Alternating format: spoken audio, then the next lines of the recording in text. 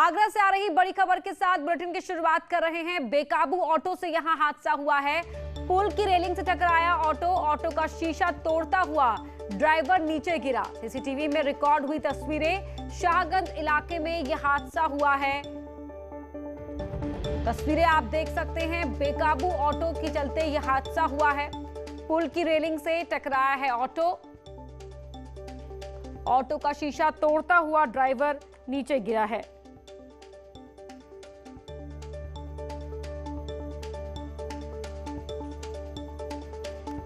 तो बड़ी खबर आपको बता रहे हैं आगरा से, जहां पर यह हादसा हुआ है। बेकाबू ऑटो जिसकी वजह से यह हादसा हुआ।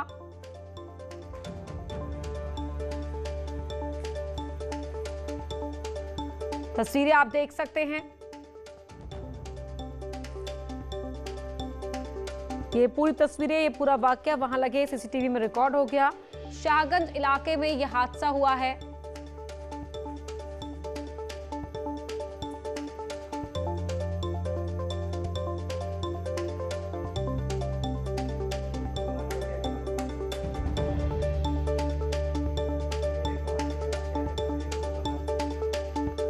तो शाहगंज इलाके में हुए हादसे की तस्वीरें आपके टीवी स्क्रीन पर है। मैनपुर की तस्वीरें आपको बता रहे हैं, जहां एक युवक की पिटाई हुई है। युवक की पेड़ से बांधकर पिटाई की गई। आरोपी ने युवक को बेरहमी से पीटा है। पिटाई का वीडियो वायरल हुआ है। पुलिस ने शुरू की मामले की जांच। पुलिस ने कार्रवाई का भरोसा दिया है।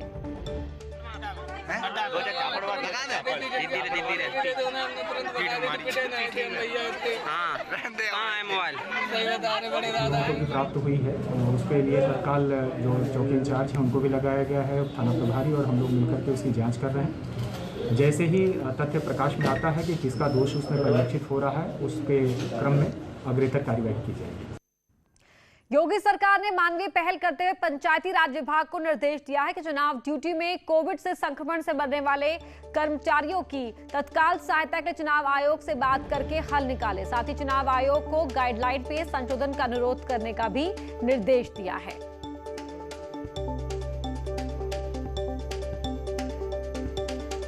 तो न्यूज़ 18 की खबर का असर हुआ है। पीड़ितों को तत्काल सहायता के निर्देश दिए गए हैं। टीम 9 की बैठक में सीएम योगी ने यह आदेश दिया है। तो हर एक मौत दुखद है। राज्य सरकार की संवेदना हर नागरिक के साथ है।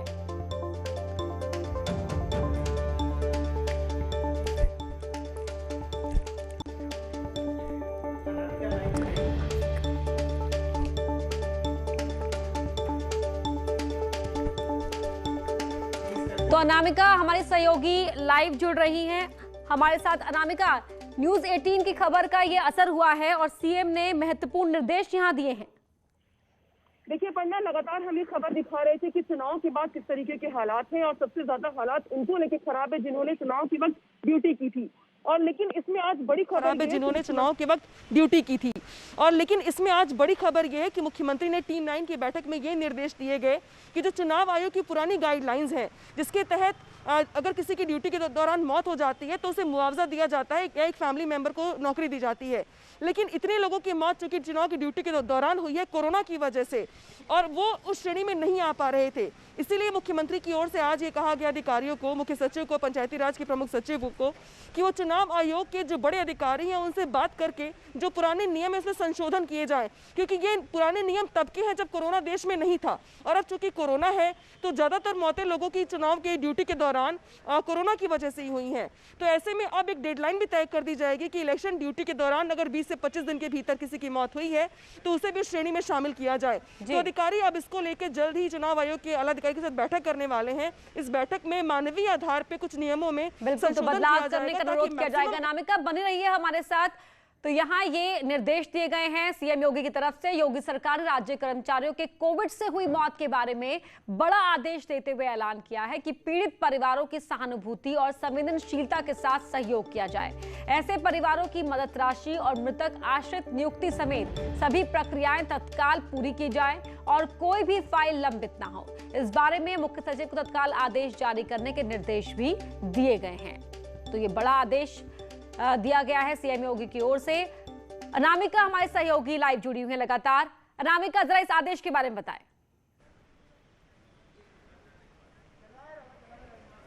देखिए पढ़ना आमतौर पर होता यह है कि चाहे आप प्रक्रिया के भीतर आते हो या ना आते हो, अगर किसी की मौत हुई भी है चुनाव में ड्यूटी के दौरान, तो मृतकों के आश्रितों को बहुत घूमना पड़ता है, दफ्तर दफ्तर जाना पड़ता है, लंबी चौड़ी फाइलें बनती हैं, फाइलें हर टेबल से होकर गुजरती हैं, और ऐसे में इस व्यवस्था में बहुत वक्त लग जाता है। तो मुख्यमंत्री ने आज टीम 9 की बैठक में तमाम निर्देशों के क्रम में ये भी कहा कि ऐसी फैमिलीज जितनी भी हैं उनकी फाइलें पेंडिंग ना हो। हर परिवार के साथ जो अधिकारी हैं वो संवेदनशीलता के साथ उनके साथ व्यवहार करें, साथ ही जल्द से जल्द प्रक्रिया को पूरा करें ताकि मृतक आश्रित का जो परिवार है उसे परेशान ना होना पड़े, और उनके साथ संवेदनाओं के साथ व्यवहार किया जाए। जल्द से जल्द प्रक्रिया पूरी करके जो भी मुआवजा बनता है उनका, या जो भी सहानुभूति या सहायता सरकार की ओर से बनती है, वो उनको तत्काल उपलब्ध करवाया जाए। तो मानवीय आधार पर मुख्यमंत्री ने कम से कम कर्मचारियों को लेकर के आज कुछ जो बड़े निर्देश दिए हैं उसमें ये भी कहा कि मृतक आश्रित परिवारों को ज्यादा परेशान ना होना पड़े, अधिकारी इसका संज्ञान तत्काल प्रभाव से लें, और मुख्य सचिव इस बाबत जल्द से जल्द आदेश जारी करें ताकि इससे रिलेटेड जो भी फाइलें हैं वो पेंडिंग में ना पड़े, जल्द से जल्द उनका निस्तारण हो सके। अपर्णा। बिल्कुल नामिका, तो यहाँ पर जिस तरीके से एक ऐसा परिवार जो पहले अपने किसी मेंबर को खो चुका है और फिर उसके बाद कागजी प्रक्रिया में उसे और उलझाया ना जाए, परेशान ना हो, इसके लिए व्यवस्था को सीधा किया जाए, इसके निर्देश यहाँ पर योगी सरकार की ओर से दिए गए हैं। एक और बड़े फैसले का यहाँ पर जिक्र कर लेते हैं। गरीबों को आर्थिक मदद मिलेगी, रोज कमाने खाने वालों की मदद की जाएगी, प्रति परिवार 1000 रुपए की मदद की जाएगी। हर महीना ये 1000 रुपए की मदद मिलेगी। पंजीकृत श्रमिकों के अलावा अन्य श्रमिकों को मदद, दिहाड़ी मजदूरों को आर्थिक मदद दी जाएगी। तो बड़ी खबर आपको बता रहे हैं, योगी सरकार का यह फैसला लिया गया है कि यहां हर महीने 1000 रुपए की मदद की जाएगी। गरीबों को आर्थिक मदद देने का फैसला लिया गया है। दिहाड़ी मजदूरों के अलावा जो श्रमिक हैं उन्हें भी ये मदद दी जाएगी। पंजीकृत श्रमिकों के अलावा अन्य श्रमिकों की मदद, दिहाड़ी मजदूरों को भी आर्थिक मदद मिलेगी। हर महीना 1000 रुपए की आर्थिक मदद की जाएगी। शामली से बड़ी खबर आपको बता रहे हैं, पीड़ित को आर्थिक मदद दी गई। बारिश से एक ही परिवार के 4 लोगों की मौत हो गई थी। प्रशासन ने 16 लाख की आर्थिक मदद देने का ऐलान किया था। डीएम ने पैसे ट्रांसफर करने के आदेश दे दिए हैं। मकान की छत गिरने से यह हादसा हुआ था। कलंदर शाह इलाके में यह हादसा हुआ था। तो डीएम ने पैसे ट्रांसफर करने के आदेश दे दिए हैं। कलंदर शाह इलाके में हुए इस हादसे में एक ही परिवार के 4 लोगों की मौत हो गई थी। कोरोना को लेकर और उससे निपटने के उपायों को लेकर पीएम मोदी ने वीडियो कॉन्फ्रेंसिंग के जरिए 10 प्रदेशों के 54 जिलों के जिलाधिकारियों से बात की और जिलाधिकारियों से कोरोना से बचाव को लेकर फीडबैक लिया। प्रधानमंत्री मोदी ने अपने संबोधन में कहा कि कोरोना से निपटने के लिए वैक्सीनेशन पर ज्यादा ध्यान देना होगा और वैक्सीन की वेस्टेज को रोकना होगा। पीएम ने जिलाधिकारियों को बच्चों और युवाओं के आंकड़ों का आकलन करने की भी सलाह दी। पीएम ने कोरोना वायरस के म्यूटेशन को लेकर उसे बहरूपिया और धूर्त बताया।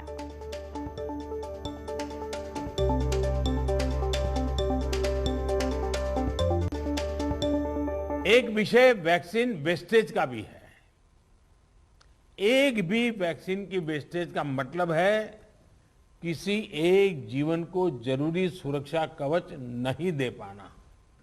इसलिए वैक्सीन वेस्टेज रोकना बहुत जरूरी है।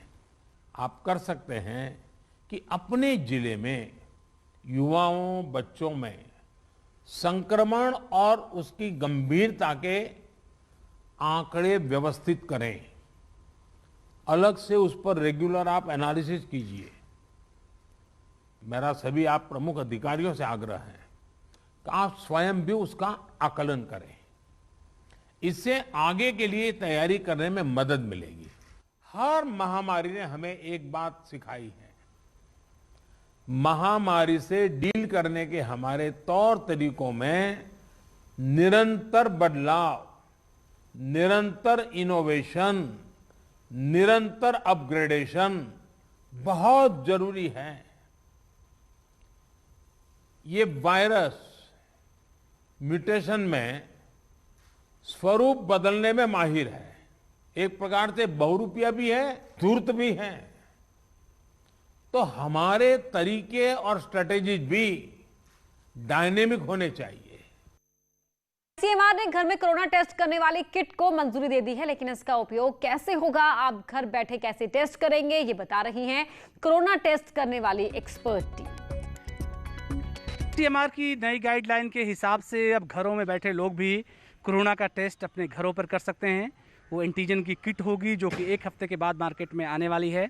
आखिर इस किट का इस्तेमाल कैसे किया जाता है और ये किट कैसे इस्तेमाल होता है, न जाने कितने सैकड़ों और हज़ारों लोगों का टेस्ट करवाने वाली एक टीम से हम आपको मिलवाते हैं और इस बात को जानने की कोशिश करते हैं कैसे ये पूरा एंटीजन किट इस्तेमाल होता है, इसके क्या क्या पार्ट होते हैं, कौन सा केमिकल इस्तेमाल होता है, कैसे इसका रिजल्ट पाया जाता है। मेरे साथ एक ऐसी ही आरआरटी टीम है जिनसे बात कर लेते हैं। मैं मुझे अपना नाम पहले बता दीजिएगा। अंशिका सक्सेना, लैब टेक्नीशियन, और मेरी टीम आरती पांडे और सोनू भैया। अंशिका जी, मैं देख पा रहा हूँ कि यहाँ पर 4 चीज़ें रखी हुई हैं। मुझे डेमो करके एक बार बताएंगे कि आखिर आप लोग जो फील्ड पर जाती हैं तो कैसे इसका इस्तेमाल करेंगे। हालांकि आईसीएमआर की जो पूरी गाइडलाइन है, आईसीएमआर की जो खबर है वो क्या है और कैसे आप इसको इस्तेमाल करें। आईसीएमआर ने कल अप्रूवमेंट दिया है ना कि आप घर पे अपना टेस्ट कर सकते हैं, जिसको उन्होंने नेम दिया है कोविसेल्फ। और जो हम लोग टेस्टिंग करते हैं उसके थ्रू मैं बता रही हूँ कि कैसे कैसे आप टेस्टिंग कर सकते हैं घर पे। सबसे पहले इसको एंटीजन किट बोलते हैं। इसको आप ओपन करेंगे, इसके अंदर एक एंटीजन किट रहेगी और साथ में ड्रॉपर रहेगा पोर करने के लिए। इसको स्वैब बोलेंगे और ये एक्सट्रैक्शन बफर है। सबसे पहले आप स्वैब को सिर्फ इसमें नेज़ोफैरेंजियली स्वैब लेना है, नेज़ल में डालेंगे जितने तक आप पोर कर सकते हैं। उसके बाद में इसके अंदर में 5 से 6 ड्रॉप इस बफर की पोर कर लेंगे। सैंपल लेने के बाद में पेशेंट का अच्छे से मिक्स करेंगे। इसको मिक्स करने के बाद में ड्रॉपर की हेल्प से ये जो आपको सैंपल का पार्ट दिख रहा है इसमें पोर कर देंगे। पोर करने के 5 से 10 मिनट के बाद में रिजल्ट आ जाएगा।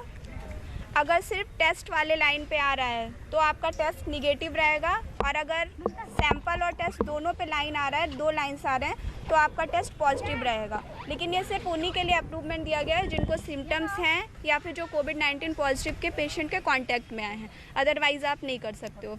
इनको आमतौर से पूरी ट्रेनिंग भी दी गई है और पूरे इक्विपमेंट गाड़ी में रखे हुए हैं। जब ये लोग टेस्ट करते हैं तो पूरी सुरक्षा के मानकों का ध्यान रखते हुए टेस्ट करते हैं। लेकिन सबसे खास बात यही होगी कि आखिर बचाव के तरीके क्या अपनाएं घर के लोग, इस पर भी सरकार को गाइडलाइन बनाना पड़ेगा। क्योंकि आने वाले दिनों में वरना एक पॉजिटिव व्यक्ति का अगर कोई टेस्ट करेगा तो पता चलेगा कि पूरे घर के लोग ही उस व्यक्ति से संक्रमित हो गए, क्योंकि उस व्यक्ति ने बाकी घरों के लोगों की उस किट के माध्यम से जाँच की है।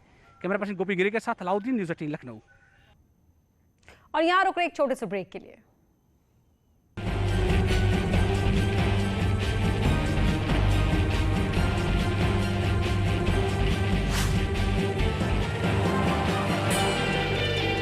हेडलाइन प्रेजेंटेड बाय आइसन गुरु कूलर। गर्मी शुरू, आ गया गुरु। आइसन घर लाए खुशियां।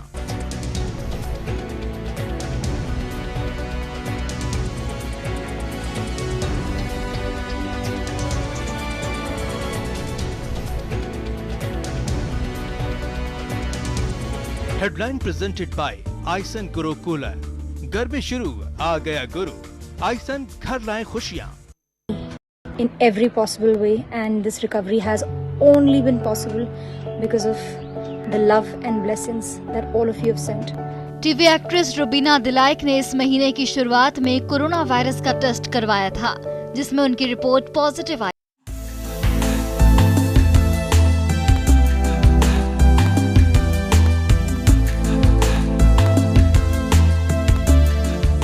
भले ही दुनिया भर में धर्म के नाम पर लोग मारकाट मचा रहे हों, मगर बॉलीवुड हमेशा से धार्मिक मामलों में बेहद उदार रहा है।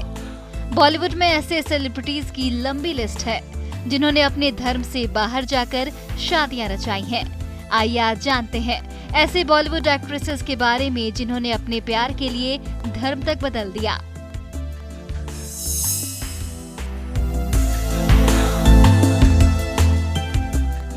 शर्मिला टैगोर अपने समय की सबसे ग्लैमरस बॉलीवुड एक्ट्रेस रही हैं। शर्मिला को एक समय के सबसे मशहूर और स्टाइलिश क्रिकेटर मंसूर अली खान पटौदी से प्यार हो गया। 5, 4, 3, 2, 1, level up, level up, level up, level up, level up, level up. Bollywood actress Nusrat Bharucha भले ही आज वो इंडस्ट्री की टॉप एक्ट्रेसेस में से एक हो, मगर इस मुकाम को उन्होंने अपने दम पर हासिल किया है। एक वक्त था जब वो बैक टू बैक फ्लॉप फिल्में दे रही थी।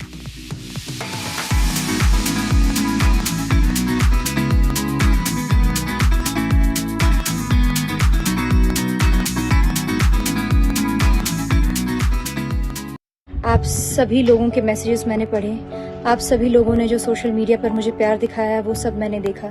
It means the world to me. I am recovering and it's all because of your prayers. My parents, my friends, my family and of course my wonderful husband has been there for me in every possible way, and this recovery has only been possible because of the love and blessings that all of you have sent. TV actress Rubina Dilaik ने इस महीने की शुरुआत में corona virus का test करवाया था, जिसमें उनकी रिपोर्ट पॉजिटिव।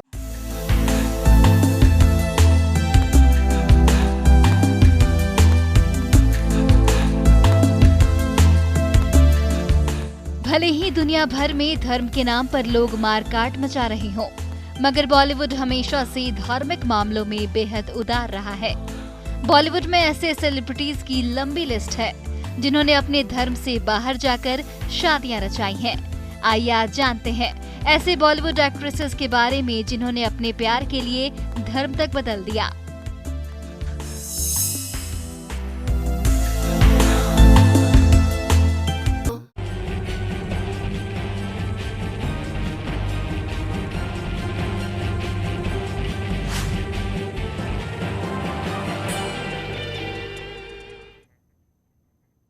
महामारी के मुश्किल दौर में कई ऐसे लोग भी हैं जिन्हें 2 जून की रोटी के लिए भी संघर्ष करना पड़ रहा है। वहीं कई शहरों से बरसात से अनाज भीगने और बर्बादी होने की तस्वीरें सामने आना बेहद शर्मनाक है।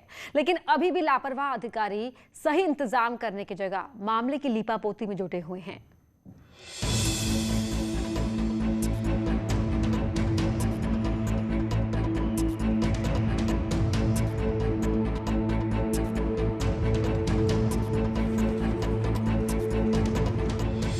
गौतम बुद्ध नगर में जिला प्रशासन की बड़ी लापरवाही सामने आई है। यहां 2 दिन से हो रही बारिश से सहकारी संघ दादरी में खुले आसमान के नीचे रखा 100 टन गेहूं भीगने से बर्बाद हो गया। इस गोदाम की छत भी टूटी हुई है। हैरानी की बात तो ये है कि बारिश के बाद भी अधिकारियों ने गेहूं के बोरे नहीं हटवाए। हापुड़ में भी प्रशासन की लापरवाही से अनाज खराब होने की तस्वीरें सामने आई हैं। पश्चिमी उत्तर प्रदेश में 3 दिन से हो रही बारिश के बाद भी अधिकारियों की नींद नहीं खुली। नतीजा ये रहा कि 1200 से ज्यादा गेहूं के बोरे बर्बाद हो गए। क्रय केंद्र पर मौजूद चौकीदार ने बताया, कई बार क्रय केंद्र के इंचार्ज से खुले में गेहूं पड़े होने और बारिश में भीगने की शिकायत की गई, लेकिन साहब ने संज्ञान नहीं लिया। मैडम यहाँ बैठी थी, पूरे दिन बारिश पड़ी थी। हमने कहा मैडम इसकी कोई व्यवस्था कराओ। मैडम ने कहा ठीक है मैं व्यवस्था करा दूंगी। मैडम चली गई, रात की पूरी रात भीगा। हमने सुबह 5 बजे फिर मैडम को फोन कर दिया। मैडम क्यों भीग रही है, कोई ना कोई व्यवस्था करवाओ। मैडम ने कहा गांव के प्रधान जी को मैं कह रही हूँ व्यवस्था कराएंगे। बुंदेलखंड में भी प्रशासन की लापरवाही से अनाज की बर्बादी का वीडियो सोशल मीडिया पर वायरल हो रहा है। ललितपुर में बारिश में गेहूं के बोरे भीगते दिखाई दिए। आरोप है कि वृद्धा क्रय केंद्र प्रभारी और कर्मचारी नशे में धुत पाए गए। उधर हरदोई में भी मंडियों में रखा गेहूं भीग रहा है। बिना मौसम के हुई बारिश में प्रशासन के दावों की पोल खुल गई। अधिकारियों की लापरवाही से हजारों क्विंटल गेहूं बर्बाद होने के कगार पर है। मंडी में गेहूं के उठान में भी देरी हो रही है। मतलब यहाँ पे हम लोग वही करीब 4:30-5 बजे आ गए थे और उसके बाद में मतलब यहाँ जो है टोकन देने के लिए वो लोग 10 बजे आए और 10 बजे के बाद में टोकन तो दिया बड़ा धक्का मुक्की से, और उसके बाद में कोई मतलब टाइम नहीं बता रहे हैं कि तौल कब होगी। आज तो नहीं हुई और मतलब आगे भी कोई टाइम नहीं बता रहे हैं कि तौल कब होगी। इससे हमारा गेहूँ भी भीगा है और बड़ा व्यवस्था है यहाँ पे। मौसम विभाग की चेतावनी के बावजूद भी जिम्मेदार अधिकारियों ने सुध नहीं ली। बात मीडिया में आई तो अधिकारी किंतु परंतु के साथ बचाव में जुट गए। जैसा कि आप देख रहे हैं कि आज थोड़ी बारिश हुई है और अधिकांश जो हमारा क्रय केंद्रों का गेहूं है वो टीन सेट के अंदर है और कहीं जो थोड़ा बहुत बाहर लगा है उसके ऊपर बहुत अच्छी तरह से तिरपाल की व्यवस्था की गई है और वो ढका हुआ है। कहीं कहीं ऐसी बात आई है कि छुटपुट कहीं 1-2 बोरे भीगने की बात आई है, तो उसको जहाँ पे ऐसी है उस पर तिरपाल डलवाया जा रहा है। जानकारी तो नहीं हुई है कहाँ पे अधिकांश भीगा नहीं है, कम से कम ही कहीं छुटपुट भीगा हुआ है तो उसकी व्यवस्था तिरपाल से ढक के कर ली जाएगी। किसानों में भी अनाज की बर्बादी से नाराजगी देखी जा रही है। आप देख सकते हैं मैं खुद इस टाइम पानी में ही हूँ, लेकिन यहाँ पर जो प्रशासन को मौसम विभाग द्वारा चेतावनी दी जा रही थी कि 3 दिन से चेतावनी दी जा रही थी कि बारिश की संभावना है, आखिर प्रशासन क्यों शांत बैठा रहा और आखिर क्यों व्यवस्था नहीं की। कैमरामैन निखिल के साथ आशीष मिश्रा, न्यूज़ 18 हरदोई। नेक काम के लिए अच्छी नीयत होनी चाहिए। ऐसी ही अच्छी नीयत दिखाई है चंडीगढ़ के एक मिनिएचर आर्टिस्ट ने, जिसने चौक से चित्र बनाकर देशवासियों को वैक्सीनेशन के लिए जागरूक करने की कोशिश की है।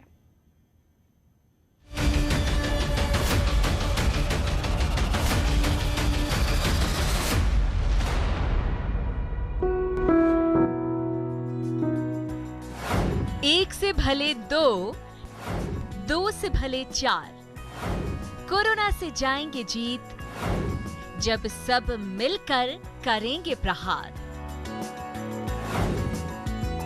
अपील तो असर करती ही है, बस उम्मीद जगाए रहिए, कोशिश करते रहिए।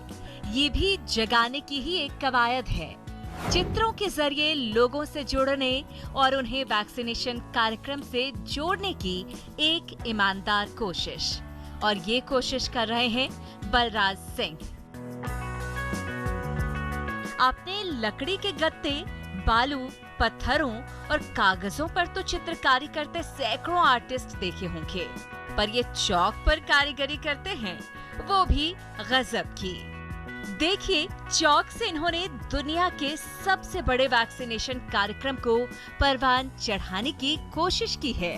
हमारे देश में जो आज ये दौर एक कोविड-19 की वजह से चल रहा है, उसमें कहीं एक हमें पॉजिटिव जो एक चीज़ दिखाई दे रही है वैक्सीनेशन के ज़रिए, उसमें ज़्यादा से ज़्यादा लोग पार्टिसिपेट करें और वैक्सीनेशन करवाएं जाके। बलराज सिंह चंडीगढ़ के सेक्टर 21 के एक स्कूल में फिजिकल एजुकेशन टीचर के तौर पर काम करते हैं और पिछले 5 सालों से सिंगल चौक पर नक्काशी कर उन्हें रंगों के जरिए खूबसूरत रूप दे रहे हैं। और अब नाउम्मीदी से घिरे इस दौर में उम्मीद की अलख जगाने निकले हैं। टीकाकरण को हर शख्स तक पहुंचाकर देश को जिताने निकले हैं। Bureau report, news 18 network.